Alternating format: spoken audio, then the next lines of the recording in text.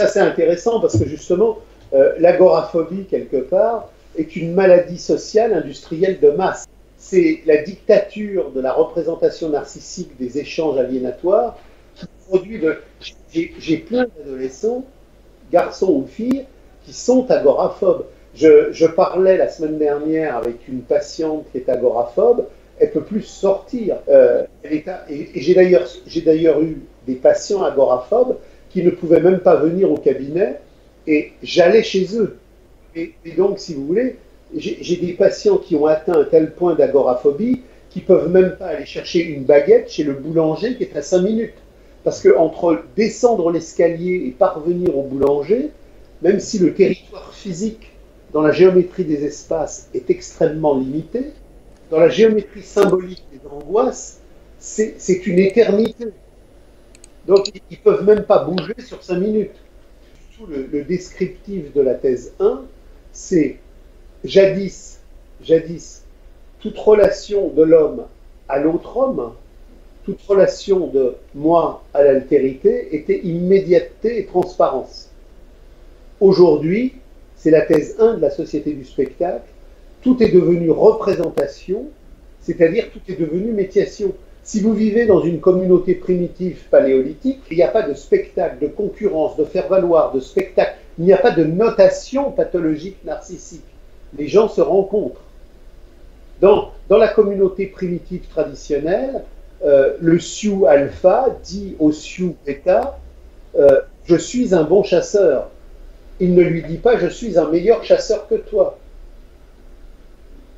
Parce que l'idée même de la comparaison pathologique dans le cheminement concurrentiel des imageries narcissiques est impossible. Moi, j'ai des patients agoraphobiques qui ne peuvent plus prendre le bus, qui ont peur de vomir, qui à tout moment sont en situation d'agression, alors même qu'un regard qui les regarde ne les regarde pas. Ce n'est pas un problème individuel. C'est un problème industriel de masse que j'ai aussi bien avec un patient qui me parle d'Osaka, de Sydney, de Dakar, de Marrakech ou de Los Angeles. Il y a des milliards d'individus qui aujourd'hui ont la même existence problématique. C'est donc pas un problème individuel, c'est un problème industriel de masse dans l'histoire universelle de l'aliénation fétichiste. Nous sommes écrasés et dépossédés de notre nous-mêmes. Donc quand nous ouvrons la porte, que nous descendons l'escalier, que nous arrivons à l'arrêt-bus, nous sommes agressés par la totalité de l'étrangéité du monde qui fait antithèse à la vraie vie. Donc tout ça est normal. Je veux dire, moi j'ai des patients agoraphobiques qui ont fait 10 ans de psychanalyse. Alors, on leur fait faire de la pétanque, du football, de la bicyclette, de l'harmonica, de la trompette, du char à voile, qui règlent de manière comportementaliste, dressée et factice, quelque chose qui permet de réduire l'agoraphobie. Mais c'est un faire-semblant, rien n'est résolu. Le traumatisme est mis sous le tapis. Il ne faut rien mettre sous le tapis. Il faut brûler le tapis de l'aliénation sociale contemporaine. Il faut avoir la capacité à la nudité extrême. Il faut se regarder dans la glace, dans la véritable vérité de nous-mêmes et nous dire « Bordel, c'est fini, je ne serai plus jamais un esclave, je m'insurge et c'est moi qui transforme le donné du vivre. » Les psychiatres, les psychologues et les psychanalystes sont des agents de police de la normalité mentale. Ils ont pour fonction de remettre les gens dans le circuit avec un maximum de positivité pour se retrouver avec une image positive d'eux-mêmes dans la valorisation narcissique. Donc, ces gens-là ont pour objectif que les gens repartent dans la normalité aliénatoire avec le plus d'optimisme, le plus de satisfaction et le plus d'enthousiasme. Les gens vont mal parce qu'il y a un décalage entre l'être et le non-être. Les psychanalystes, les psychiatres disent pas aux gens « faites sauter la baraque de l'imposture sociale universelle, emparez-vous de votre substance érotique et historique et devenez vous-même ». Ils leur disent « vous ne vous aimez pas, l'image que vous avez de vous-même est négative, on va donc trouver une solution, on va trouver une positivité d'image. On va vous aider à vous imaginer qu'il y a une image de valorisation de vous-même où vous allez aimer l'image de vous-même. » Donc, c'est le factice qui se recompose.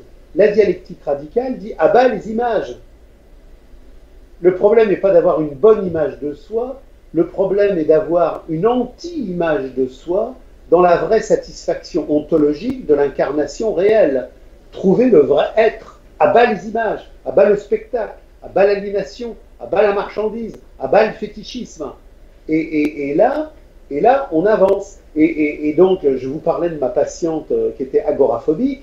Au début, j'allais chez elle parce qu'elle ne pouvait même pas sortir de chez elle. On a commencé à travailler, on a commencé à creuser. Et elle a commencé à comprendre qu'elle pouvait s'en sortir quand elle sortait de l'enfermement sur elle-même, qu'elle comprenait que le scénario dans sa personne étroite découlait du scénario familial, mais non pas comme le pensent les psys, dans l'enfermement du scénario familial, mais dans l'ouverture dialectique infinie qui fait que le scénario familial est le produit du scénario mondial. Et là, elle a commencé à se dire, mon problème, je ne vais pas le résoudre en creusant à l'infini la recomposition de mon nombril narcissique, mais je vais commencer à la comprendre si je comprends que tous les traumas que papa et maman m'ont transmis ont été transmis par le papa de papa, la maman de maman, la maman de papa et le papa de maman. Et je remonte, mais de génération en génération, j'en arrive à cette césure radicale du néolithique. Il y a des dizaines et des dizaines de siècles, nous sommes passés de la communauté de l'être à la société de l'avoir,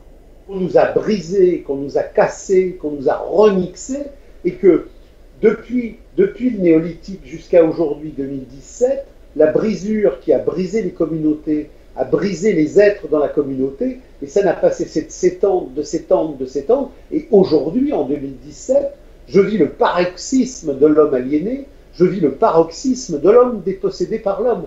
Donc aujourd'hui, j'ai une positivité incroyable, parce que tout ce système capitaliste, bancaire, de la marchandise totalitaire va enfin commencer à s'écraser, mais en même temps, j'ai l'absolue noirceur du monde. Je veux dire que quand nous parlions d'agoraphobie tout à l'heure, il y en avait aujourd'hui, il y en a partout. Il y a 30 ans, il y en avait beaucoup. Il y a 60 ans, il y en avait moins. Il y a 100 ans, il y en avait beaucoup moins. Donc l'agoraphobie n'est pas une pathologie individuelle qui vient, entre guillemets, sceller l'identité d'un individu. Il y en avait très peu en 1850 et aujourd'hui, il y en a partout. Je veux dire qu'aujourd'hui, sur 100 adolescents entre 15 et 20 ans, j'ai quasiment 60% d'agoraphobiques sous une forme diverse, variée, lourde ou légère. Qu'est-ce que l'agoraphobie? C'est l'incapacité pour une existence de se confronter à l'altérité. Mais parce qu'il n'y a plus d'altérité. Il n'y a plus d'altérité, il n'y a plus de relation humaine, il n'y a plus de dire humain. Donc tout ça est normal. Et la seule manière d'en sortir, c'est de comprendre la réalité de ce que Hegel appelle la conscience malheureuse. C'est-à-dire, vous êtes une conscience malheureuse, je suis une conscience malheureuse. Nous sommes tous des consciences malheureuses parce que nous sommes dépossédés de notre volupté intérieure par le fait que le règne dictatorial de la quantité a écrasé la satisfaction jouissive de la qualité. Plus le temps du despotisme de la marchandise avance, plus le marché narcissique des représentations qualitatives, des représentations quantitatives, a écrasé la vie qualitative de notre essence. Donc plus on avance, plus c'est obscène, plus c'est despotique, plus c'est noir, plus c'est glauque, plus c'est servile. Donc tout ça est normal. Nous ne pouvons sortir de ce dilemme qui nous incarcère que si nous agrippons l'histoire universelle, parce que c'est l'histoire universelle du monde qui fait le monde de notre singularité aliénatoire. La fameuse formule de Thalès, connais-toi toi-même, c'est pas un connais-toi toi-même narcissique, psychologisant. Connais ton identité psychique. Je n'ai pas d'identité psychique. Le psychisme est une imposture pour dissimuler l'identité historique brisée. Mon identité historique est ce qui fait l'identité de mon âme, l'identité de mon corps, l'identité de mon devenir. À partir du moment où je dois connaître ce que je suis, je dois me situer dans l'histoire. C'est-à-dire que si aujourd'hui, en 2017, j'ai des étranglements, j'ai des incarcérations, des malaises, des troubles, des désolations, des déstructurations et des angoisses, je ne peux pas m'en sortir si je ne comprends pas que tout ça est un langage qui me relie à l'histoire du monde. Il faut détester la représentation sociale aliénatoire qui ferait que nous jouions le rôle d'un masque. Mais il faut s'aimer dans la prétention objective que nous avons d'être pur, d'être vrai et d'être réel. Donc, il faut détester le personnage, mais il faut aimer la personne.